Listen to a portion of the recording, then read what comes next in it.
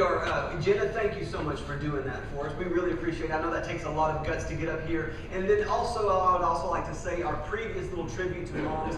If that made you really sad and ruined your mascara, I'm sorry about that. It's Brooke's fault. She's the one who sent me that song and said you got to do it. If you really loved it, then it was my call. I decided to do it. So either way it goes, you can just choose who you want to blame for that. And we are in the last week of a series that we've been calling True Love, It's Not What You Think. And I was really excited when I looked at the calendar and I saw that this was going to end on Mother's Day. I thought, that is perfect, because there's perhaps no greater representation to a lot of us of true love than that of a good mother. And I'm going to make reference to that as we go along today. But before we do that, I want to call your attention to something. In your bulletin, there is this little handout that says True Love, It's Not What You Think. If you did not get a bulletin, we've got a couple of people who have those handouts, and they can get you one whenever you need that. So if you'll just hold up your hand, and they will pass that out to you, and you can get that, because you're going to want that as we go through the sermon today. We got a couple of hands down here in the front, if we can get those. Evan's walking around aimlessly. You don't have your handouts, do you? That's pretty funny. But I appreciate you helping. That's all good. Got a couple of hands over here. And I'll just go ahead and talk you through it as you look at it. Yes, it's been called True Love. And a couple of things that you'll notice as you look at that handout, what you'll see at the top of that is just a copy of the passage of Scripture that we've been going to. A guy named Paul wrote a letter to some people in a city called Corinth, and he was trying to help them figure out how to get along. And that is what this little passage of Scripture, he talks to them about this virtue of love. And as you look at that and you start to read through it, you'll say to yourself, I recognize that. That was in my brother's wedding, right? Or that was in my wedding. I've heard that before. And here's the deal. Normally, the only time we ever hear this passage of Scripture is in a wedding. But what we've talked about as we've gone through this is not something that was written for weddings. It's great. It's a wonderful set of principles to remember as you go into a marriage, but it was something that was written for a group of people who were struggling to get along, a group of friends, a group of co-workers, a group of church people who were struggling to figure out right from wrong and how to have good relationships. And Paul taught them this. The second thing that you're going to notice about it is it's kind of challenging. You look at those first few words and you see love is patient, love is kind, and then you see things in there about pride and about anger. And when you think about how you normally use that word love, you're like, wait a second. When I use that word love, I normally don't mean any of that challenging stuff. I just mean something that gives me that warm, fuzzy feeling, right? I'm talking about hiking or a certain food that I really love or a show that I love or even people that I love. And normally when I use that word, I'm just talking about the warm, fuzzy feelings that we get. But what Paul is writing about here is something very different. And it is challenging. And I think that maybe we've been challenged over these last couple of weeks. So we're going to continue to go through it today. Because it is so challenging, what I've been offering to you as we've gone through this are what I've called transformative thoughts. Because really the challenge of this is asking ourselves, are we willing to be transformed? Are we willing to become people capable of the patience, of the kindness, of the dealing with our pride and dealing with our anger and all of those sorts of things? And so you can see I've listed the transformative thoughts that we've gone through so far. Some of those are pretty simple. They're straightforward, apologizing and building others up and that sort of thing. Some of them may look a little bit weird to you. If you are interested in finding out more of what we talked about when I talked about those things, then you can look at the bottom of the handout and you'll see our website. You can go there, jeffcitychurch.com, and we've got those messages on there. Just click on current series and you can check that out. But we're going to move on today. I'm not going to spend much time on those previous transformative thoughts. We are going to go to the very last section of this passage of Scripture. And I want to put this up on the screen. I want us to take a look at it together. The very last section of this passage of Scripture reads, it always protects. It's talking about love. This principle that we've been called to live out, not just in marriages, but with every relationship. It always protects, it always trusts, always hopes, and always perseveres. The idea that's happening at the end of this description is, if we're willing to work on all this other stuff Paul's been talking about, a couple other good things, right? Patience and kindness. But last week we talked about a bunch of tough things. Talked about dealing with our pride and dealing with our anger. And the idea is, if we are willing to wrestle with those things, then we get to experience something like this. A love that always protects and trusts and hopes and perseveres. Now, every single one of us in this room, we look at that and we say, yeah, sign me up, don't we? I would love to experience that. And it's so important that we see examples of this. In fact, I was so excited. At the end of second service last week, a couple of our members, Darwin and Brenda Miller, stood up and announced their 50-year wedding anniversary. And that is just an incredible accomplishment. We talked in the lobby after the service, and I was saying, it is just so important that you're here. I mean, you don't have to say anything. You don't have to do anything specific. Just that people see it's possible. Because there are so many young people. There may be so many people in here, there may be marriages right in here, who ask the question, is that even possible? I don't even know if people can do that anymore. And so to see someone who is doing it is an incredible example for all of us, and I'm so thankful for their presence. But there is another example, and that's what we're going to do. Before we dive specifically in to Paul's conversation with the Corinthians, what I want us to do is I want us to look at the example of Christ. You see, there are a couple of times throughout the New Testament where we're told, if you want to experience a good relationship, then you got to learn to treat each other the way that Jesus treated his followers. It's mentioned about marriages, yes, but it is also mentioned about various relationships. It's mentioned a few times. And so what we're going to do is we're going to look at a little section where Jesus actually spoke about his relationships with his followers. You see the beginning of it right here. It's in John chapter 10. So if you want to open your Bible to John chapter 10, if you want to scroll in your app, go down to chapter 10 and then go down to verse 11. Let me do a little bit of setup before we get into this. Jesus is not talking to his followers here. He's not talking to his disciples and telling them about his relationship with them. He is actually talking to a group of teachers, folks that we call Pharisees. And what he's doing is he's saying, this is why I'm different than you. This is why they see me differently than they see you. And then he goes in to this discussion. And the first thing that he says is this: I am the good shepherd. Which is funny that Chip talked about sheep today, because we're going to talk a little bit about sheep today too. I'm the good shepherd. The good shepherd lays down his life for the sheep.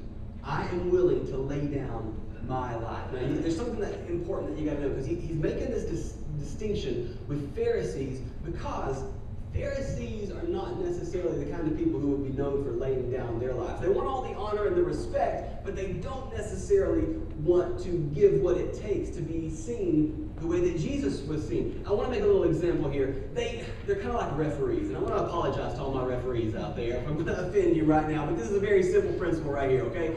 Referees are not playing the game.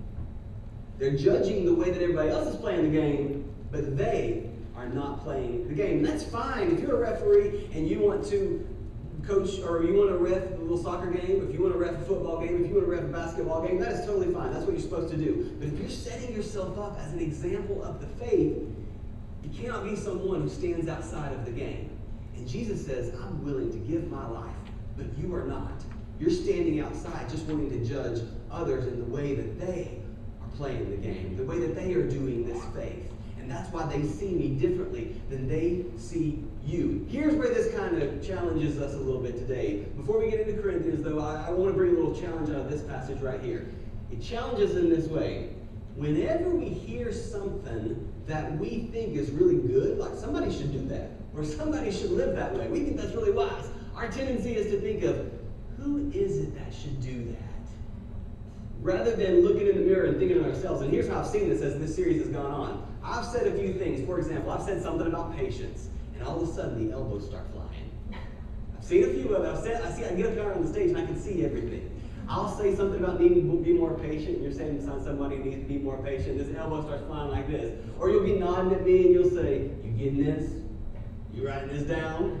And then when I see those elbows flying, you know what I hear? I hear in my mind, referee whistles.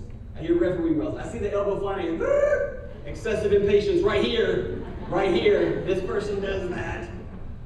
Because that's our tendency, is to, when we hear something that we know is wise, when we hear something that we know would needs to be incorporated into somebody's life, we think of how somebody else should do it rather than ourselves. And what's interesting is, if you think about the logical conclusion of that, 9 times out of 10, maybe 10 times out of 10, if you do that to somebody in your life and just kind of referee them, the response is not necessarily, oh, you're so right, I'll be more patient, right? The response tends to be, well, excessive makeuping, we gotta go, right? And that's kind of sexist, I know, I'll probably get an email about that. But that is that tends to be what happens.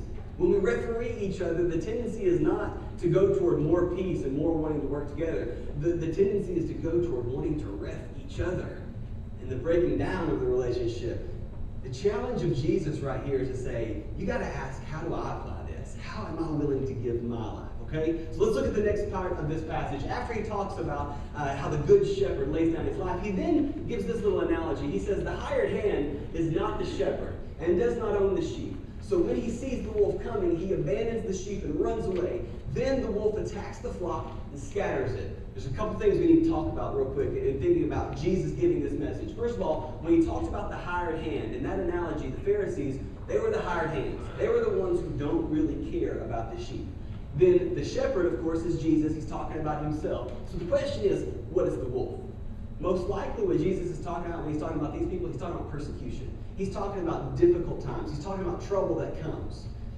And then, here is something that you got to catch. What he said the danger is that they scatter. The danger is not this idea that the wolf might sneak in there and take one of the sheep. The danger is the wolf sneaks in there and all of the sheep go their own way. They separate. And when they separate, every single one of the sheep is open to attack. Every single one can be eaten and the whole flock lost. We got to remember that because we're going to come back to that later on in this sermon, okay? So point one from this is this idea that Jesus talks about how the good shepherd gives up his life. The second thing we got to remember is that the good shepherd is willing to face the danger with the flock, okay? Last little point that I want us to see from this example to us of the kind of love Paul writes about. And this is it. This is a quick point. I am the good shepherd. I know my sheep, and my sheep know me. Now, it's pretty much universally accepted that the sheep are not the brightest animals. They're pretty stupid. And so for them to learn anything whatsoever is impressive. But it's particularly impressive that they can learn the difference between their true shepherd and an imposter. And here's how this happens. It's very simple. It's very straightforward. It's consistency. They know over time that there is consistency in going back to Jesus and his followers between what he says and what he does. It is always the same. See, the imposter puts on the mask and then takes it off. But the real deal not only says it, they also do it. And then the third thing, they do it over time. There is a consistency. And that consistency creates an identity. So Jesus is making this distinction between himself and the Pharisees. And he's saying, this is what my relationship is like with my followers. And this is how it's different than yours. And he wants to encourage his followers, don't fall for some counterfeit version of this. I'm willing to give up my life. I am willing to face danger. And my sheep, the sheep know the good shepherd. What I want to suggest to us today as we kind of get into this 1 Corinthians passage, we talk about some transformative thoughts that we can apply to our relationships. What I want to suggest is this. If we are willing to imitate this, if we are willing to say, yeah, you know what, I'll give this a try. The way that Jesus treated his followers, the way that he was known by his followers, I want to try that in the relationships in my life, then it is going to be our pathway to experiencing what I'm calling the payoff.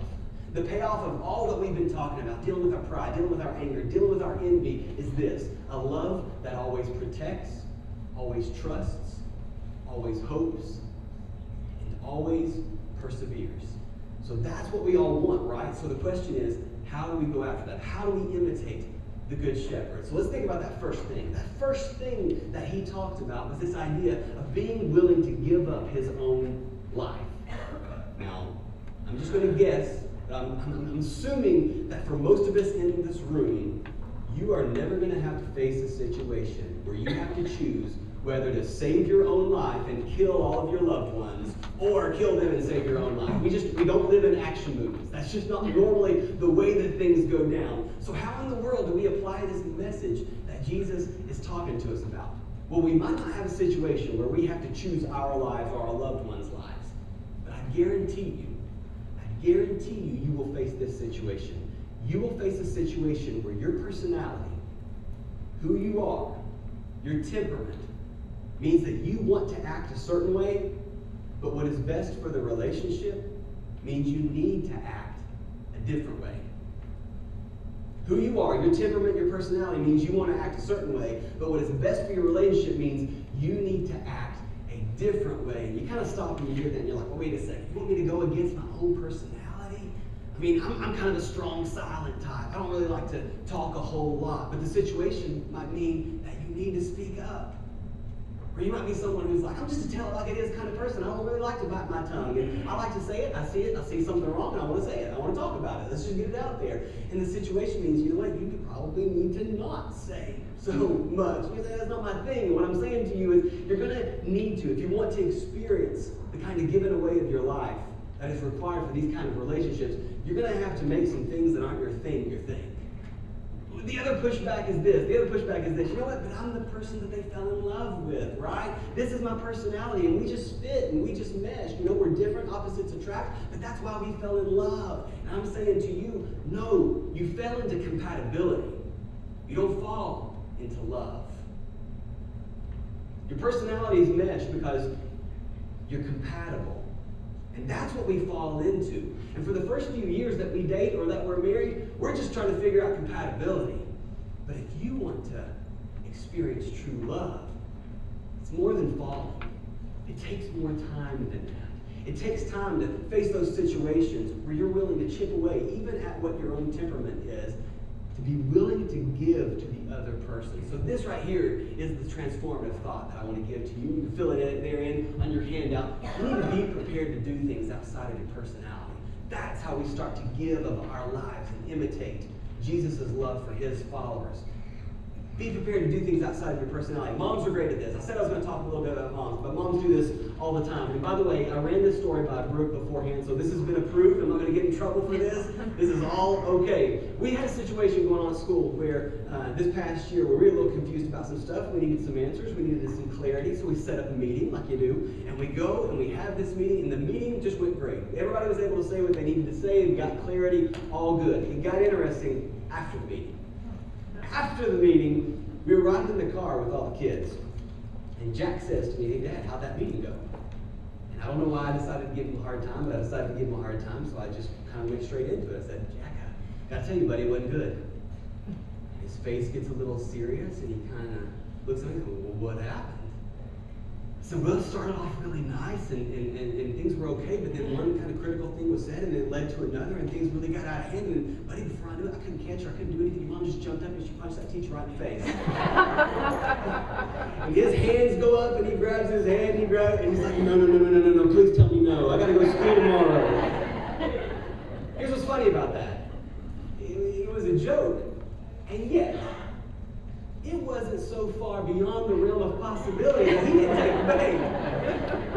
And most of you that are acquaintances with Brooke, you see her as this nice, gentle, quiet lady, right? Some of you know her better and you're laughing because you know that she's got a bite. But here's the reality, and this is something that every single one of you mothers know. You would never let your personality get in the way of protecting your children, right? Never. And I want us to expand that. I want us to blow that up just a little bit. Don't ever let your personality get in the way of showing the people in your life the love that they need. Because here's the deal, and this is the truth. They'll notice. They know who you are. They know what your temperament is. They will notice. Depending on your personality, let me just give you something to remember. Depending on what your personality is, whether you tend to talk too much or talk too little, you may need to speak up, shut up, get up, or sit down. Okay, just think of that. I mean, in this situation, what do I need to do? I need to speak up, shut up, get up, or sit down. They'll notice. And here's what happens. We're talking about a love that always protects and always trusts and always hopes and always perseveres. When they see you willing to step outside of yourself for the sake of them, that idea of protection and trust grows immensely. When you are not willing to step outside of yourself for them, that idea of protection and trust diminishes. Period. And so I want to encourage you to be willing to do that. The second thing that we said about the Good Shepherd is willing to give up his life. He is also one who is willing to face danger. He is one who is willing to face danger for his sheep. And remember what I said, what the real danger is. The danger is not that one sheep is taken. The danger is that there is separation. The danger is that they scatter. Let me define this for us. when we talk about wolves that we have to face in our relationships, it might not necessarily be persecution.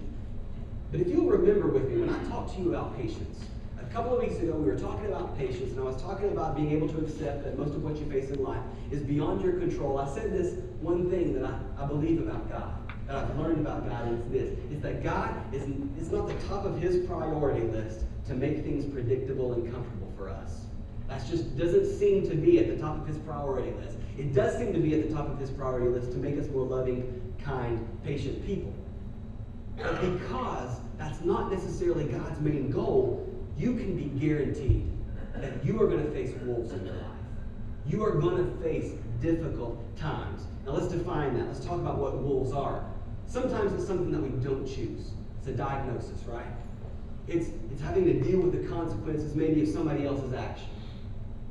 There are other wolves that are maybe things that we choose. It's a relationship, another relationship that we let go too far that injures someone else, right? It is maybe that social drink that happens every once in a while that slowly becomes more, and it becomes 2 and 3 and 4, and over time it becomes a dependency, and it becomes a wolf. It becomes a danger. It becomes something that you got to try to figure out. And what I want to offer to you, this idea that when those things happen, for the people who are in our lives, we've got to do this. And it's this transformative thought. I'm going to stick it up here. You can go ahead and fill it in. We have to clearly and intentionally let those people know that we are on their side. Clearly and intentionally, we've got to let them know that we are on their side. And I want to offer to you 3 ways that we can do that. 3 ways that we can do that are this: acknowledge with words, embrace through prayer, and respond with action.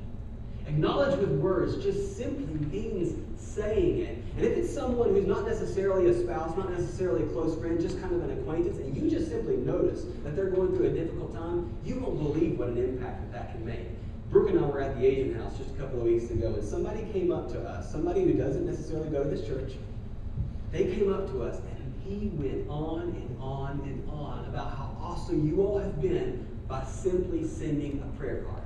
That's it. You sit here and you fill out that card that's in the pew in front of you, and you put it in an offering plate, and you stick it in a tithe box, and somebody mails it out and lets them know. I thought we were going to have to tip extra because we were there so long, him just going on and on. He didn't want to just talk about how great that was. He wanted to know all the people. I get one from this person. Tell me about them. Who are they? So we'd sit there, we'd talk about who they were and what they were like. Simply acknowledging it. And if you will acknowledge it in each other's lives, the people you are closest to, the close friends, the spouses, you'll start to talk about it. Good things can start to happen. And the second thing I want to talk about and mention to you is this idea of embracing through prayer. Because I think that is the point of prayer, is to help us embrace and deal with the things that we face, the wolves that we face in our lives. I've said it before and I'll say it again. I've looked at prayers throughout the Bible. I've had prayers in my own life. I've known prayer people. And even throughout the Bible, there's like 600 prayers. And there's really not a great rhyme or reason that you can put together of why some are answered and some are not. And it's about an equal number in the Bible of prayers that were answered and prayers that were not. And here's the deal. I don't think that the point of prayer is necessarily to manipulate your life circumstances. Try to get things to figure out and go exactly like you want them to go. I think that the point of prayer is to start to shape your heart, to deal with whatever God's will is in your life. Be it celebrating a miraculous outcome or dealing with a burden that is not taken away.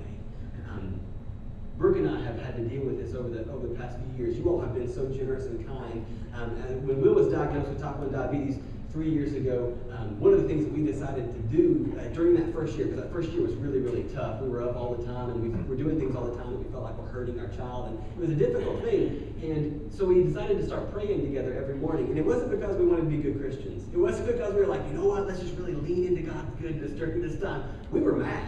We were broken. We were trying to like, hey God, we gotta have a talk.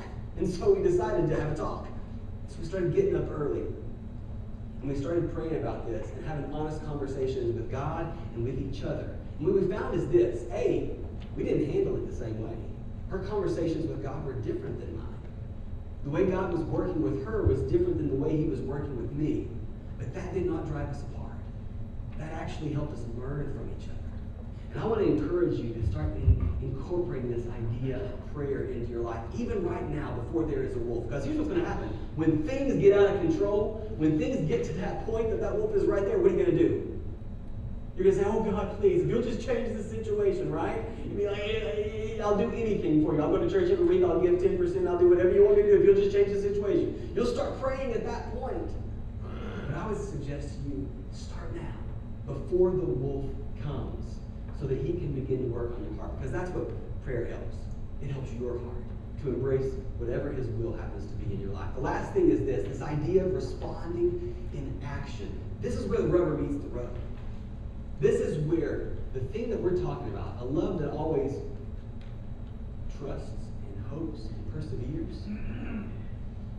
When you are willing to roll up your sleeves and get in it with your loved one, whoever that might be, whether it's a friend or a spouse or a family member, and you show that you are willing to do that, the hope for tomorrow and the perseverance through tough times grows. They know that tomorrow is not so daunting because you are there and they know what you are willing to do. They know that the next difficult time, the next wolf is not so overwhelming because they know what you are willing to do. If you are willing to respond in action. Before we move on from this topic, I need to say just a quick little caveat. The caveat is this. There may be some of you, those of you who are in a relationship right now, that you find yourself in a relationship where you feel like you're the only one. I'm trying to do all of these things and respond and pray and embrace and acknowledge, but the other is not. And I can't talk a ton about that because that's an entire sermon series, that's an entire counseling session, that's a lot to go through and to try to work out. But I will say this, the ability of your marriage to experience this kind of love, a love that always protects and trusts and hopes, is dependent upon both people being willing to pursue this. Both people. And if that is not the case, then major, major changes have to happen. And so I just want to encourage you to pursue whatever help it is, whatever conversation it is that is needed. Both people have to understand this concept for it to truly be Christian marriage. All right? Last one. We said that the shepherd, that he is someone who's willing to give up his own life. He's willing to face danger. And the last one is that his shepherd knew that the sheep knew the shepherd. And we said that happens through consistency. His consistency in doing something created his identity. We know people in life that this is the case. We think of a certain topic. We think of a movie lover, and there's a person that comes to our mind. They're so consistent in that. We think of an athlete, and somebody comes to mind because they're so consistent in that. Well, for a lot of us, when it comes to the idea of love, the idea that comes to mind, the person that comes to mind is mom, right? I got a little story to tell about this. When this church was young, several years ago, one of the things that we did to kind of build our relationships was we drove up to just north of Cincinnati. We went to Kings Island Theme Park. And it was a fun time. Some of the people in here are people who went on that trip. It was a good time that we had together. And I was a young kid at the time. I think I was maybe 8 or 9 at this time. I had never seen a real thrill ride. Okay, I don't even know if Dolly had bought Silver Dollar City. Okay, so there were no real thrill rides for me to be able to see. So I see for the first time these thrill rides, and I see this one that I had to ride. It's called the Vortex. And so I get on the Vortex, and I was an idiot. I decided to ride it with my brother. So my brother is sitting there right beside me. So he's going to be the one who hears me scream and go crazy and never let me forget it. The thing with the Vortex, you go upside down several times, but the real kind of scary part is as soon as you leave the part where you get on, you start clicking up this gigantic hill. We're clicking up this hill, and I close my eyes about halfway up through the hill because I'm out. I don't want to see anything. I don't want to feel anything. We get to the top, and Luke looks over at me, and he's like, come on, man, open your eyes. It's not that bad. So I open my eyes, and just fear struck. And then we start zooming down this huge hill, and my stomach hits my throat, and I can't breathe. And about halfway down the hill, I finally am able to say something, and all I can get out is, Mommy! So, yeah, it's real funny now.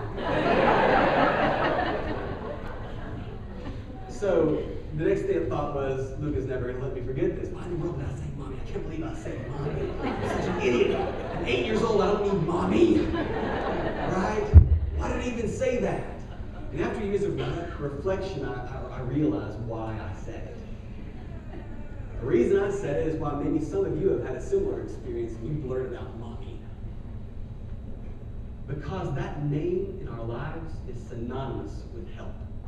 That name in our lives is synonymous with it'll be okay. I'm right here. That's what that name has become synonymous with. And that was earned. That was earned over time. It was earned by someone who was willing to do all this stuff we've been talking about. Willing to set aside their pride. Willing to set aside their anger. Willing to set aside their envy and choose patience and kindness. Being willing to choose praying for us. Being willing to choose responding to our needs with action. And over time, that consistent action led to someone we knew as hope, help. It'll be okay. And so I want to ask you this. The sheep knew the shepherd. We know, for many of us, our mom. I want to ask you this question as our last transformative thought. Did they know, the people in your life, did they know they could count on you? What is your name synonymous with in their lives? Are you consistent enough over time?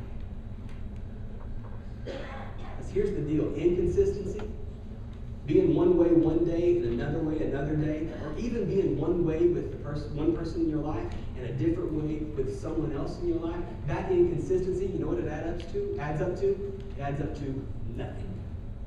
We know this. We know this from our workouts, right? If I decide to work out, I'm going to get in shape, and I go at it for 2 hours, but then I don't do it again for 2 weeks, and I say, oh, I got to get back into that. Then I don't do it for 2 months, and oh, I got to get into that. All that randomness adds up to no change whatsoever. But consistency over time with each person in your life means that they'll know who you are. As we wrap up here, I want you to look at this whole thing that we've been going through. As we look at this whole thing that we have been going through, you know what my hope is one day for me and the people that I love in my relationships? I would hope that my name becomes synonymous with this idea of love. I would hope that I could look at that and I could say, instead of love, I could say, John is patient. Don't laugh, bro. John is kind. He does not envy. He doesn't boast. He's not proud. I want you to look at that. I want you to ask yourself, can you say that? Maybe you can, maybe you can't. Most of us, not in all that stuff. Maybe with a few. But for some of you, you've never even known a love like that. I can promise you, you can say that Jesus is patient, and he is kind, and he doesn't boast. He didn't do it for some honor that he might receive. He did it because of his love for you. And if you don't know that love, as we get ready to sing this song that is about that great love of God, I ask you to accept it. I ask you to accept the forgiveness of all those times we didn't measure up to this, and to accept the call to a different way, a new way, the way that we have been talking about true love. Let's stand together. Let's listen to this song. Let's make a decision.